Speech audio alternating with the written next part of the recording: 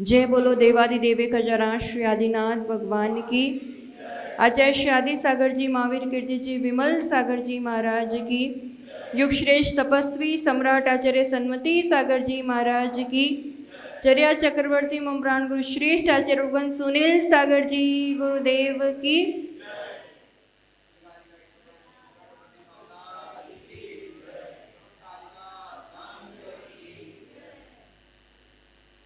एक बार की बात है, एक युवा ट्रेन से सफर कर रहा था। बैठा हुआ था अपने डिब्बे में, बहुत ज्यादा भीड़ भाड़ भी नहीं थी, और बैठे ही बैठे वो रोने लगा, ऐसे घुटने पे सिर रख के और खूब सिसक सिसक के। पास में सामने की तरफ एक अम्मा बैठी थी। कुछ देर तो देखती रही कि भाई क्या बात है, क्यों रो रहा है, पर उसका तो रोना बंद ही नहीं हो। तो थोड़ा पूछ लिया, बेटा क्या बात हो गई, एकदम से ऐसी क्या घटना घट गई, क्या याद आ गया, तो इतना क्यों रो रहा है। होता है अपने साथ भी, अगर कोई सहानुभूति देने वाला मिल जाए ना तो क्या होता है, और रोना आ जाता है ना। कोई पूछने वाला है, देखने वाला है। वो तो और ही जोर जोर से सिसक सिसक के रोने लगा।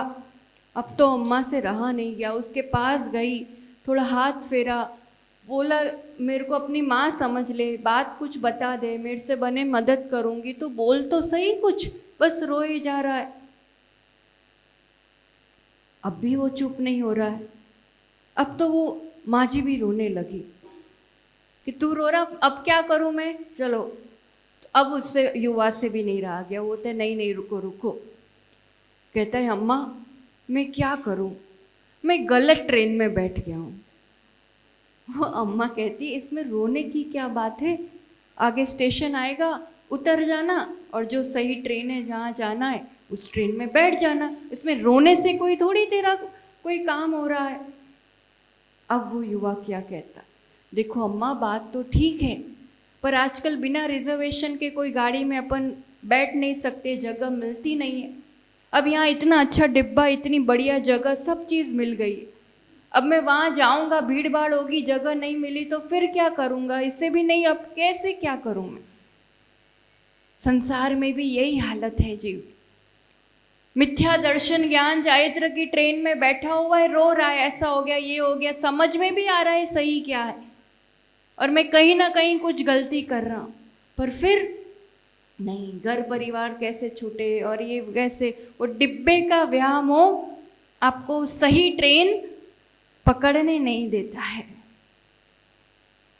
सही ट्रेन, सम्यक दर्शन ज्ञान चारित्र की गाड़ी में बैठ जाना इस पर्याय का, इस जन्म का, इस काल का सबसे बड़ा सौभाग्य। पर वो जन्मों का जो पकड़ है, वो मोह है, वो छोड़ना पड़ता है। सिर्फ रोते रहने से काम नहीं बनता है। सच्चा मार्ग मिलना इस काल में बहुत दुर्लभ है। सच्ची समझ, सच्ची दृष्टि, मेरे साथ ऐसा क्यों हो रहा है, मैं कौन हूँ, मैं यहीं क्यों जन्मा, तो ये सब जो भी चीज़ चल रही है दुनिया में, जो कुछ दिख रहा है, दुनिया किसने बनाई, तो ये कौन चलाता है, तो मेरे जीवन को कौन मैनेज करता है, तो मेरे, ये सब चीज़ों की सही समझ बहुत दुर्लभ है। क्योंकि काल दोष ऐसा चारों तरफ मिथ्यात्व की बोलबाला है, चारों तरफ। जुगनू से भी कम इतने गिने चुने सच्चे मार्ग पर चलने वाले साधक श्रावक, उसमें कोई कुछ दिख जाए, कोई कुछ कह दे, तो फिर लगता है कि नहीं यार वो भी तो ठीक हो सकता है, और उसी तरफ वैसा ही करने का मन हो जाता है। यहाँ भी हम कितनी कुछ चीजें करते हो, कई बार ऐसा होता है कि बड़ों ने की तो हमें भी करना है, उन्होंने कहा तो हमें भी करना है। क्यों कर रहे हैं, औचित्य क्या है, उद्देश्य क्या है, क्या इससे लाभ होता है, हित अहित क्या है, मेरा कल्याण कहाँ है, एग्जैक्टली इन्हीं को क्यों पूज रहे हैं, इनका स्वरूप क्या है, सबको पता हो ऐसा जरूरी नहीं है। जब तक ये पता नहीं है, जब तक सिर्फ देखा देखी कोई भी कार्य, चाहे धर्म के नाम पर हो, चाहे गृहस्थी में हो, चाहे लोक में हो, कोई भी अगर सिर्फ अनुकरण हो रहा है, अंधा अनुकरण, सिर्फ देखा देखी हो रहा है, तो आचार्य भगवान कहते हैं कि वो मूढ़ता की श्रेणी में आता है। एक होता है मूर्ख और एक होता है मूढ़। मूर्ख किसे कहोगे आप लोग? मूर्ख मतलब पढ़ा लिखा नहीं होगा या उतनी बुद्धि नहीं होगी, मंद बुद्धि होगा तो मूर्ख कह देंगे। और आज के समय में तो ऐसे लोग बहुत कम होते हैं, मूर्ख इतने ज्यादा नहीं होते, पर बड़े बड़े पढ़े लिखे अफसर भी मूढ़ हो सकते। मूढ़ता क्या पाने योग्य है, क्या करने योग्य है, बस जीवन बीत रहा है और दुनिया की दौड़ में दौड़े जा रहे हैं, दौड़े जा रहे हैं, दौड़े जा रहे हैं। बचपन से सिर्फ अंधा अनुकरण सिखाया गया है, दूसरों को कॉपी करना, दूसरों को फॉलो करना, यही सिखाया गया है। बच्चों को भी पूछो तो सब पता होगा कि छोटा भीम क्या, डोरेमोन क्या, ये क्या, वो क्या, सब पता होगा। महावीर भगवान कौन, आदिनाथ कौन, सुकुमाल कौन, किसको फॉलो करना, किसको कॉपी करना। जहां जहां मिथ्यात्व की, मिथ्या मार्ग की अनुमति होती है, सम्मति होती है, प्रशंसा होती है, ऐसा कार्य कभी भी नहीं करना। अभी का ताजा उदाहरण ले लो, अहमदाबाद में बहुत भीड़ लगी थी। कहां पर? कहां पर? नरेंद्र मोदी स्टेडियम के आसपास, वहां पर जबरदस्त। क्यों? उसमें कोई भारत पाकिस्तान वाली भी बात नहीं थी, भारत भारत की ही बात थी। किसके पीछे इतनी भीड़ लगी थी? किसके पीछे? एक व्यक्ति के पीछे। ऐसा जबरदस्त फैन फॉलोइंग। ठीक है, उसका तो अपना यश नाम कर्म का उदय है, उसका अपना कुछ टैलेंट है अपने खेल को लेकर के, पर जो पागलपन हो रहा है, उसको सिर्फ एक झलक मिल जाए, एक बार दिख जाए थोड़ा खेलते हुए, ऐसे करके 1500 की टिकट 10,000 में मिले तो, पर मुझे तो जाना है। और फिर जाना ही नहीं है, देखना भी है, देखना ही नहीं है, वो जैसा करता है वैसा करना भी है। हम जिनको बहुत ज्यादा लाइक करते हैं, कहीं ना कहीं हम वैसा ही अपने जीवन में करते भी जाते हैं। होता है कि नहीं? इसलिए किसको फॉलो करना? सिर्फ मिथ्यात्व का पोषण है। पुण्य कर्म है उसका, ठीक है, तो उस रूप से कदाचित किसी खेल को आप थोड़े से प्रशंसा कर लो, वो अलग बात है, पर उसका ऐसा पागलपन होना, ऐसे ही अगर गुरुदेव आ जाए, सच्चे गुरु आ जाए, ऐसा पागलपन होगा कि नहीं जाना ही जाना है। विरले होंगे ऐसे कि जॉब भी छोड़ना पड़े, काम भी छोड़ना पड़े, दुकान भी छोड़ना पड़े, पर नहीं मैं तो जाऊंगा। बहुत कम होते हैं, गिने चुने होते हैं। वहां भी अगर भोजन रखा होगा, वहां भी अगर कुछ गिफ्ट रखी होगी, कुछ वैसा होगा तो चलो छुट्टी होगी तो थोड़े बहुत पहुंच गए। यहाँ तो कुछ नहीं देखा कि संडे भी नहीं है। बहुत समझने की जरूरत है। कहाँ दुनिया, किसको हम बस अपना पहनावा हो, अपनी हेयर स्टाइल हो, अपनी लाइफ स्टाइल हो, ऐसा अंधा अनुकरण हो रहा है पाश्चात्य संस्कृति का भी। ये तो सौभाग्य है अहमदाबाद जैसे महानगर में हम जिनालय में बैठे हैं और जितनी श्राविकाएं बैठी हैं सिर ढक के साड़ी में बैठी है। ये बहुत बड़ी उपलब्धि मानते हैं हम इस समय की, आज के जमाने की। संस्कार है, आप लोगों की संस्कृति है और वो अभी तक मेंटेन रखी है, वो बहुत अच्छी बात है। आने वाली पीढ़ी भी इन मर्यादाओं को, इन संस्कृति को समझे। कहाँ क्या पहनना, कहाँ क्या वो करते हैं तो हम भी कर सकते हैं। अंबानी वेडिंग हुआ, रील्स पे रील्स, रील्स पे रील्स, ना तुम्हें जाना है, ना तुम्हें कोई बुला रहा है, ना कुछ करना है। पूर्व का पुण्य है, पर अभी कोई कार्य ऐसा नहीं है कि आप उसकी अनुमोदना करके फालतू में पाप बांधो और मिथ्यात्व का पोषण करो। बहुत सजग होने की जरूरत है। कुछ भी बात बनी, वो जा रहा है तो अपन भी तो जा सकते हैं, अपन भी, उसमें क्या फर्क पड़ता है? अपन अपने मंदिर तो जाते ही है ना, अपन अपने मंदिर तो जाते, वो उसको कभी अपने मंदिर लेके आओ, लेके आते हो? जिनके पीछे किसी और के यहाँ चले जाते हो, उसको कभी अपने गुरु के पास भी लाया करो, अपने मंदिर भी लाया करो, वो तो नहीं। और वो कहीं जाएंगे घूमने, वो कहीं जाएंगे अपने उससे, तो नहीं, अपन भी जा ही सकते। क्या फर्क पड़ता है? कोई फर्क नहीं पड़ता है, बहुत फर्क पड़ता है।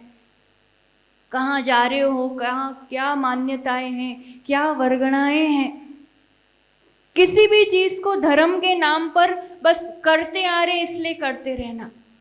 बुजुर्गों का अभी आएगा चौमासे में श्राद्ध करना चाहिए, उनको कौवे को इसको खीर खिलाते तो उनके आत्मा को तृप्ति मिलती है। ये श्राद्ध आदि का पालन करना, ये सब चीजें सिर्फ लोक मूर्ता है।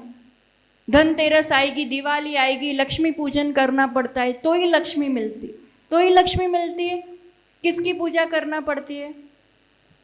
दीपावली को किसकी पूजा करते हैं?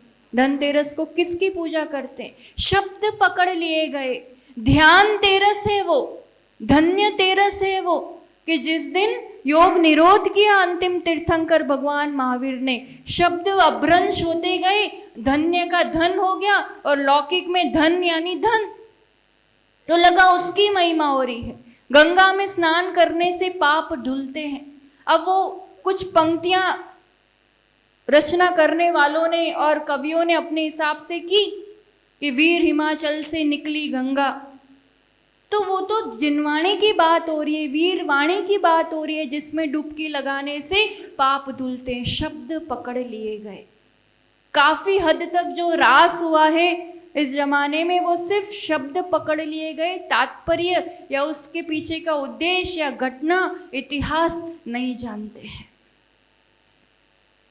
कुछ भी करो, हम तो कह रहे हैं अभिषेक भी करो, दर्शन भी करो, गुरु यहाँ कुछ भी जैनिज्म में कुछ भी सिर्फ अंधा रूप से फॉलो करने को नहीं कहा है। ये इस गुरु का स्वरूप है, ये भगवान का स्वरूप है। ऐसे रात को नहीं खाने को कहा है, आपके लिए इस रूप से दर्शन अभिषेक को कहा है। सबके पीछे औचित्य है, विज्ञान है, उद्देश्य है।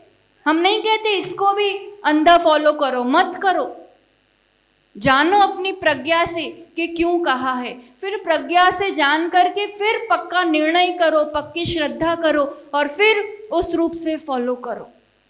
बहुत जरूरी है। और आज की पीढ़ी तो पढ़ी लिखी पीढ़ी है, थोड़ा बहुत गुरुओं से पूछ के, थोड़ा बहुत स्वाध्याय करके अपने आप पक्का निर्णय कर सकती है। फिर दुनिया की कोई ताकत आपको डिगा नहीं सकती और कितना ही आसपास चलता रहे वो आपको प्रभावित नहीं कर सकती। बाहर से प्रभावित हो जाना ये मूर्खता है, ये मेरी बहुत बड़ी कमजोरी है। उनके बड़े घरों में जो होता है, उनके बेटे ने भी तो दूसरी बहू लेके आ गए, तो अपन भी तो कर सकते हैं, क्या फर्क पड़ता है। नामी घर वाले, बड़े घर वाले कभी कुछ वैसा कार्य करते हैं तो छोटे मोटे तो यूं ही करने लगते हैं। फर्क क्या पड़ता है, वो भी आके जैन बन जाएगी, अपन कहीं भी कर सकते, किसी को भी ला सकते। पहले शादी ब्याह होती थी, घर के लोग उन बारातियों को, जो मेहमान आते थे, उनको इतने अच्छे से परोसते थे, और जो नाच गाने वाले होते थे वो कहीं बाहर से आते थे। अब के समय में क्या होने लगा है, भोजन तो किन के हाथों का खा रहे हैं उसका अता पता ही नहीं है। और घर की बहुएं बिना वो क्या संगीत संध्या के तो शादी हो ही नहीं सकती।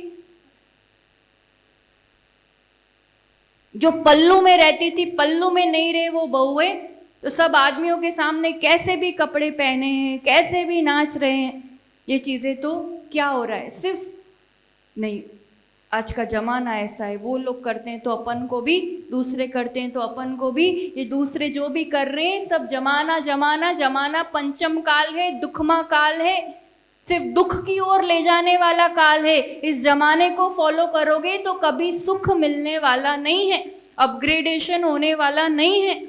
ये तो देखो कि किन का अनुकरण कर रहे हो और इसका फल क्या होगा।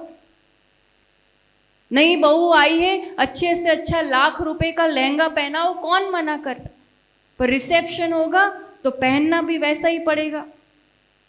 उस जमाने के, आज के समय के हिसाब से हर चीज में आप अपना आदर्श, आप चाहो अभी शादी में नीता अंबानी को ही देख लो, क्या कमी थी उसके पास, पर उसने उसकी क्या वेशभूषा रखी, उसने अपनी क्या संस्कृति रखी। कुछ भी अपनी संस्कृति को तो मेंटेन किया था कि कुछ भी उटपटांग पहना था। आप अपने उसमें सही रहो तो दुनिया आपको फॉलो करे, ऐसा काम किया करो, ना कि हम किसी को भी ऐरे गहरे को फॉलो करते रहे। कभी भी अपने मार्ग के प्रति थोड़ी सी भी अश्रद्धा या दूसरों के बिना मतलब की, उनके यहाँ तो कितना अच्छा है 4 बार पानी भी पी लो और उपवास भी कहला जाता है, अपने तो उपवास करना होता है तो पूरे दिन आ जाता है कभी कभी मन में। उनके तो कितना बढ़िया, गाड़ी में बैठो ऐसे जाओ और गुरु जाए तो अपने घर पे आके पगले भी पड़ जाते हैं। अपने यहाँ तो दिखता जैसा है और फिर वैसी बातें तो लगता है कभी कभी, पर भूल से भी अपना जितना हो पाए यथाशक्ति करना, पर महिमा जरूर करना कि सच्चा मार्ग यही है और अन्य कुमार्गों की मन वचन काय से कभी भी सहमति, कभी भी प्रशंसा, कभी भी अनुमति नहीं करना। सम्यक दृष्टि जीव यानी अमूढ़ दृष्टि होता है, मूढ़ता नहीं होती है। क्या कर रहा है, क्यों कर रहा है, कैसे करना चाहिए, इसका पूरा विवेक, पूरा होश उसको हुआ करता है। बहुत सौभाग्य से ये सब पल जीवन में मिले हैं। सिर्फ रोते मत बैठो। गर्मी का समय सोचो, कोई तो ऐसे भटक रहा होगा कि 1 लोटा पानी मिल जाए, कहीं पीने चला भी जाए तो यूं डंडा पड़ रहा होगा। होंगे कि नहीं ऐसे जीव भी आसपास? कितना कुछ मिला हुआ है, ये इतना जो कुछ मिला हुआ है सुलझने के लिए मिली है ये पर्याय। अब और उलझना नहीं है। उलझने का एक ही कारण, मेरा ये, मेरा ये, मेरा घर, मेरा परिवार, मेरे पैसे, मेरी ये, मेरे ये। सिर्फ बाह्य चीजों को, जड़ पदार्थों को मेरा मेरा मेरा करते रहना, ये भी बहुत बड़ी मूढ़ता है।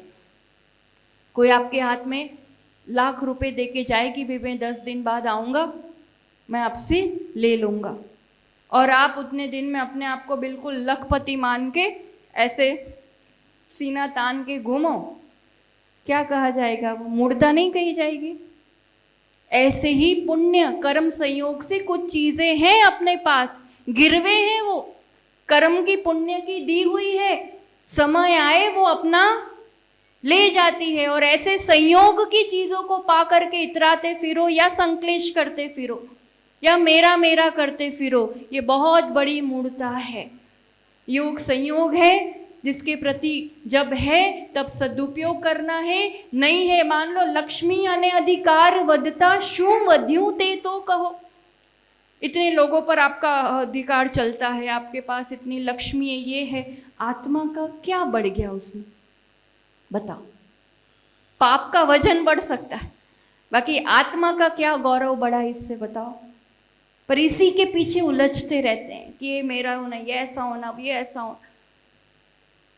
जो जैसा है जानो, देखो और जाने दो, आगे बढ़ते जाओ, चीजों को पकड़ पकड़ के, और सिर्फ उलझना उलझना और उलझना नहीं करना, न धर्म के नाम पर न संसार के कार्यों में। बहुत सोच समझ के और विवेक के साथ आगे बढ़े। लोक मूढ़ता, देव मूढ़ता, गुरु मूढ़ता, कई तरह की मूढ़ताएं हैं। किनको गुरु के रूप में स्वीकार करना, किनको, कई लोग कहते हैं अपने घर पे वो लोग और आने आते हैं तो अपन दे सकते हैं, आते हैं ना वो भोजन लेने के लिए, कहलाते जैन है पर अपनी विधि से नहीं होता है, तो अपन दे सकते कि नहीं दे सकते? दे सकते हैं, अपनी तरह साधर्मी मान के दे सकते हैं, गुरु मान के नहीं। तफावत पता होनी चाहिए। अपन कुल देवी देवताओं को नहीं मानेंगे, फिर शादी हुई तो वहां जाना पड़ता, कोई प्रसंग है तो जाना पड़ता, नहीं तो हमारे परिवार का बुरा हो जाएगा, नहीं तो हमारे साथ अनहोनी हो जाएगी, नहीं नहीं वो तो करना ही पड़ता है। निकाल दो ये सब भय। जिनेंद्र शक्ति, जिनेंद्र भक्ति से बढ़कर दुनिया में और कोई शक्ति नहीं है। इन पर श्रद्धा करो, और जिनको अब तक परिवार में ऐसा कुछ मानते आए हो, क्षमा मांग के, श्रीफल अर्पण करके कि भाई आप अपने स्थान पर धर्म ध्यान कीजिए, हमें अपना धर्म ध्यान करने दीजिए। उलझने की जरूरत नहीं है। कुछ भी इस रूप से जो कोई भी परिपाटी चली आ रही है, विवेक समझ लो कि सही है कि नहीं, करने योग्य है कि नहीं, धर्म से या अपने हित से कोई संबंध है कि नहीं, तो करते रहो। बाकी चला आ रहा है इसलिए करते ही रहना पड़ेगा ऐसा कोई जरूरी नहीं है। और चला आ रहा है तो उसके औचित्य को समझो। बड़े बूढ़े बुजुर्ग भी कुछ करते थे ना, बिना कारण के नहीं करते। कई बार उसके पीछे कुछ बहुत अच्छा होता था जो हम अभी नहीं समझ पा रहे। तो कहने का तात्पर्य, उठते बैठते सोते जागते भगवान महावीर ने सभी क्रियाओं का विवेक बताया है। हम सभी चीज़ों को जान के समझ के और फिर उन प्रतिक्रियाओं को करें, अमूढ़ दृष्टि के माध्यम से अपने सम्यक दर्शन को निर्मल करें और इस सम्यक दर्शन की निर्मलता से हम अपना मोक्ष मार्ग प्रशस्त करें। इसी दिव्य मंगल भावना के साथ जय बोलो आचार्य भगवान सुनील सागर जी गुरुदेव की।